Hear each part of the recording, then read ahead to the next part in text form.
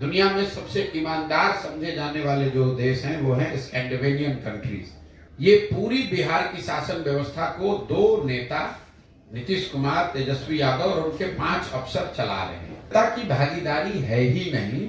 जनता को ये मालूम ही नहीं है कि उनका अधिकार क्या है, उनके लिए कौन सी योजना चल रही है, उनको क्या उससे लाभ मिलना चाहिए, नहीं मिलना चाहिए। आपने कहा भ्रष्टाचार कैसे रुकेगा? भ्रष्टाचार कैसे रुकेगा, इसके लिए हम उन लोगों में से नहीं है कि खड़ा होकर कहेगा हम आएंगे तो भ्रष्टाचार रोक देंगे। भ्रष्टाचार रोकने के लिए दुनिया भर में, पूरे दुनिया में अगर आप देखेंगे कि भ्रष्टाचार किन देशों में सबसे कम है और उन देशों ने भ्रष्टाचार को कैसे रोका है। दुनिया में सबसे ईमानदार समझे जाने वाले जो देश हैं वो हैं Scandinavian countries, Norway, Sweden, Denmark. वहां पर सबसे कम भ्रष्टाचार है। उन देशों में भ्रष्टाचार को कैसे रोका गया? उन्होंने 4 चीज किए। पहला, ईमानदार जनप्रतिनिधियों का चुनाव होना चाहिए। अगर आप गलत आदमी को चुनेंगे, आप चोर को, बदमाश को, डकैत को, ठेकेदार को अगर आप चुन कर लाएंगे तो स्वाभाविक तौर पर वो चोरी तो करेगा ही करेगा। अच्छे जनप्रतिनिधियों का चुनाव।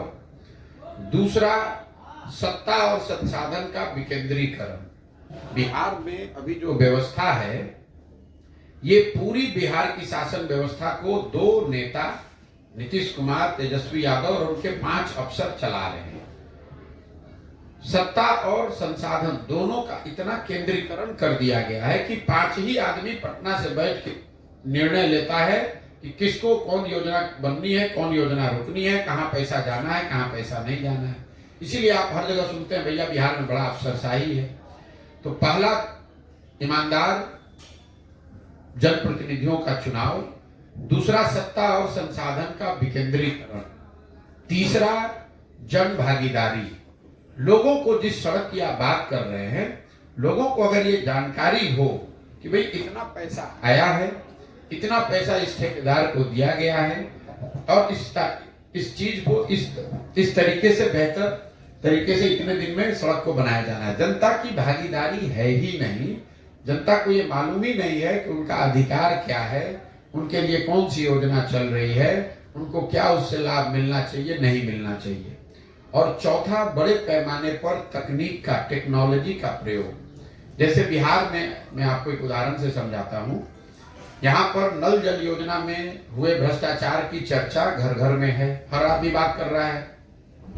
नल जल योजना को बनाते समय जो ये कितना हजारों करोड़ रुपए खर्च किए गए, अगर योजना को बनाते समय उसमें एक टेक्नोलॉजी का प्रयोग किया गया होता, स्मार्ट मीटर लगा दिया गया होता, तो पटना से बैठकर आप ये देख पाते कि कब मोटर ऑन हुआ, कितना पानी डिस्चार्ज हुआ, कितना पानी लोगों को मिला और कितना पानी बर्बाद हुआ। अगर आपने उस तकनीक का उपयोग किया होता तो आपको गांव-गांव में पूछने की जरूरत नहीं थी कि योजना चल रही है कि नहीं। पटना में बैठा हुआ एक कंट्रोल रूम बता सकता था कि आज कितने नल जल योजना में सुबह में 8 बजे मोटर चालू हुआ, कितने जगह मोटर चालू नहीं हुआ, कितने जगह पानी कितना डिस्चार्ज हुआ।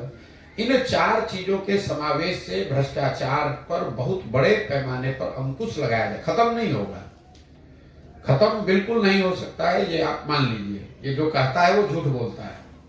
लेकिन इन 4 चीज को अगर किया जाए, जनता ईमानदार जनप्रतिनिधियों का चुनाव करे, जो लोग सत्ता में आए वो सत्ता और संसाधन का विकेंद्रीकरण करें, बड़े पैमाने पर जनता को सरकार के निर्णयों में, योजनाओं के बनाने और क्रियान्वयन में शामिल किया जाए और तकनीक का उपयोग हर स्तर पर किया जाए, तो बिहार में भ्रष्टाचार को कम किया जा सकता है।